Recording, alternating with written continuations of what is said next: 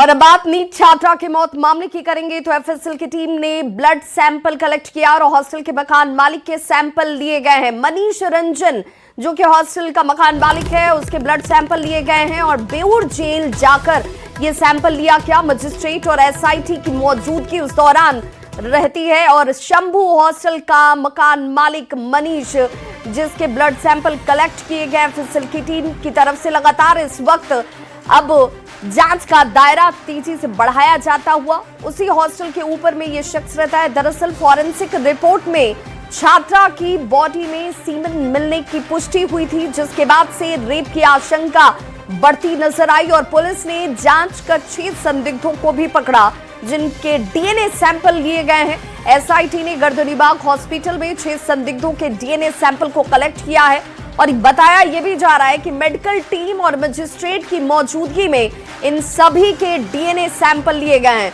Seal बंद कर forensic lab भेजे गए हैं इन सैंपल्स को। जिस दिन छात्रा की मौत का मामला सामने आया उस दिन ये लोग हॉस्टल के पास ही मौजूद थे, इसकी जानकारी सामने आई, जिसके बाद अब तक 8 लोगों के डीएनए सैंपल कल कलेक्ट किए गए। 15 लोग इस वक्त इस दायरे में हैं जिनको ब्लड सैंपल कलेक्ट करने के लिए एक एक करके टीम जो है उन तक पहुंचती हुई नजर आएगी। रेप और संदिग्ध मौत मामले में एफएसएल की जो जांच है वो तेजी से आगे बढ़ रही है। एफएसएल की टीम ने जो जानकारी मिली है सूत्रों के अनुसार, पुलिस अधिकारी सूत्रों के अनुसार, उसके मुताबिक अब तक तकरीबन 14 लोगों के जो ब्लड सैंपल हैं वो डीएनए जांच के लिए इकट्ठे कर लिए हैं, जिसमें लड़की के माता पिता, भाई, 2 मामा के अलावा जो हॉस्टल मालिक है मनीष रंजन, उसके साथ बाकी जो संदिग्ध हैं उन सभी के ब्लड सैंपल जो है वो इकट्ठे कर लिए हैं। और अब जो जिसके सैंपल लेने बाकी रह गए हैं उसमें हॉस्टल जो संचालिका हैं उनके बेटों के जो डीएनए जांच के लिए ब्लड सैंपल लिए जाने हैं वो सिर्फ बाकी रह गए हैं, चूंकि वो अभी तक फरार हैं, कानून के गिरफ्त में नहीं आए हैं, ऐसे में उनका ब्लड सैंपल नहीं लिया जा सकता है। लेकिन बाकी की अगर बात की जाए तो तमाम जो संदिग्ध हैं जिसकी सूची जो है एसआईटी ने तैयार की थी, उनमें से अत्यधिक लोगों के ब्लड सैंपल जो है वो डीएनए जांच के लिए ले लिए गए हैं। और कहा यह जा रहा है कि जल्द ही एम्स की भी जो मेडिकल रिपोर्ट है, जो पीएमसीएच का पोस्टमार्टम रिपोर्ट है, उसकी जो रिपोर्ट है वो सामने आ जाएगी और आगे की जो डीएनए जांच की बात कार्रवाई है वो एसआईटी करेगी, क्योंकि डीएनए जांच के बाद ही यह साफ हो पाएगा कि जो स्पर्म लड़की के अंडरगारमेंट्स से जो छात्रा है, मृतक है, उसके अंडरगारमेंट्स से जो बरामद किया है, एफएसएल ने जांच में अपनी बातों को पुष्ट किया है कि लड़की के साथ जो है वो घिनौनी हरकत की गई थी, उनके जो अंडरगारमेंट्स है उसका स्पर्म जो है वो पाए गए हैं, तो वो किसका है उसका मिलान हो पाएगा और फिर कानूनी कार्रवाई जो है वो आगे की जाएगी। लेकिन सबसे बड़ी बात है कि ये तमाम जो एक्शन है वो गृह मंत्री सम्राट चौधरी के जो बैठक है और समीक्षा के बाद जो है वो तेज की गई है। अमित कुमार, न्यूज 18 पटना।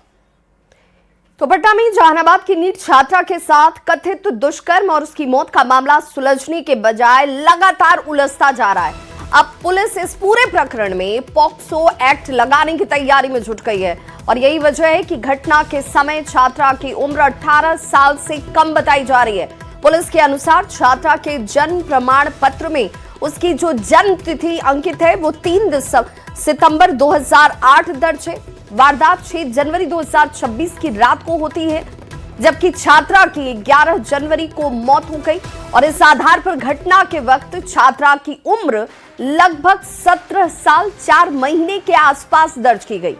चूंकि पीड़िता नाबालिग थी, इसलिए कानूनन इस मामले में पॉक्सो एक्ट के तहत मामला दर्ज किया जाना जरूरी हो जाता है और इसी को ध्यान में रखते हुए पुलिस अब पॉक्सो एक्ट की धाराओं को जोड़ने की प्रक्रिया में लगी हुई है।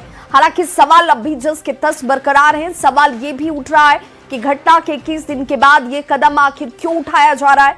सूत्रों का ये कहना है कि पुलिस अब कोर्ट से अनुमति लेने के बाद पॉक्सो एक्ट के तहत आगे की कानूनी कार्रवाई को करती दिखेगी।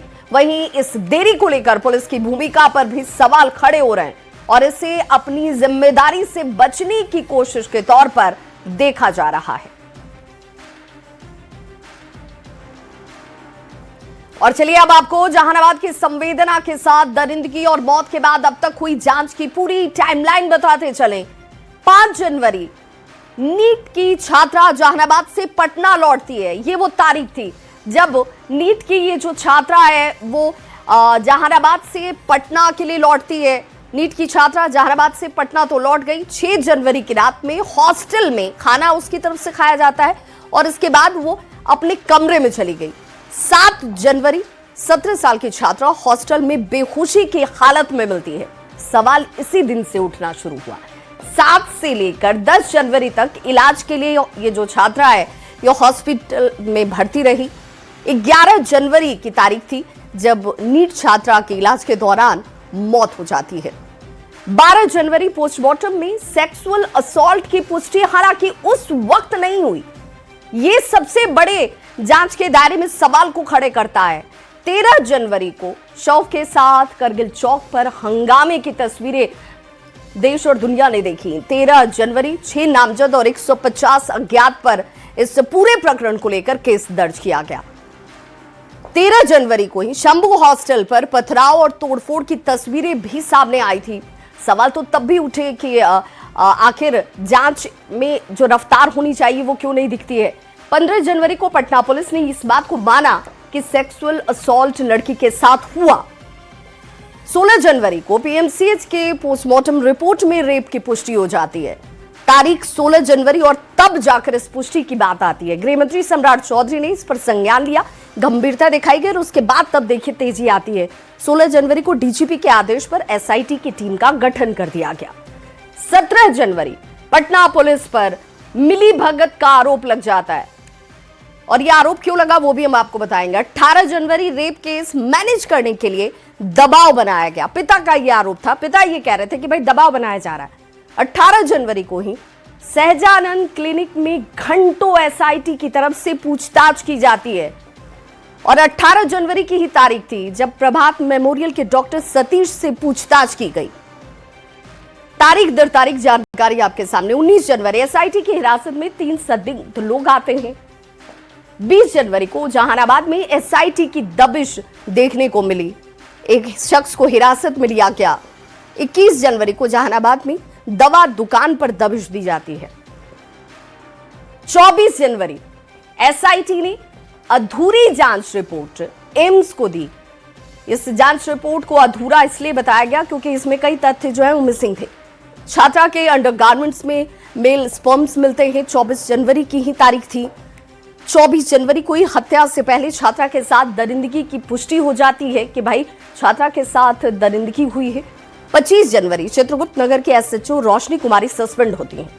25 जनवरी को ही कदमकुआं के एसएचओ हेमंत झा को भी कार्रवाई के दायरे में लाया जाता है और सस्पेंड कर दिया जाता है। 25 जनवरी परिवार ने डीजीपी से 8 बिंदुओं पर जांच की मांग कर दी। एक पूरा पत्र लिखा जाता है डीजीपी को और बोला जाता है कि ये जांच के दायरे में इन सब चीजों को लाइए। 26 जनवरी 5 लोगों के डीएनए सैंपल्स लिए जाते हैं। 27 जनवरी को 6 लोगों के डीएनए सैंपल्स कलेक्ट किए गए। 27 जनवरी हॉस्टल के मकान मालिक का भी सैंपल लिया गया। 27 जनवरी को ही बेऊर जेल में जाकर मनीष रंजन के सैंपल को पुलिस की तरफ से कलेक्ट किया गया।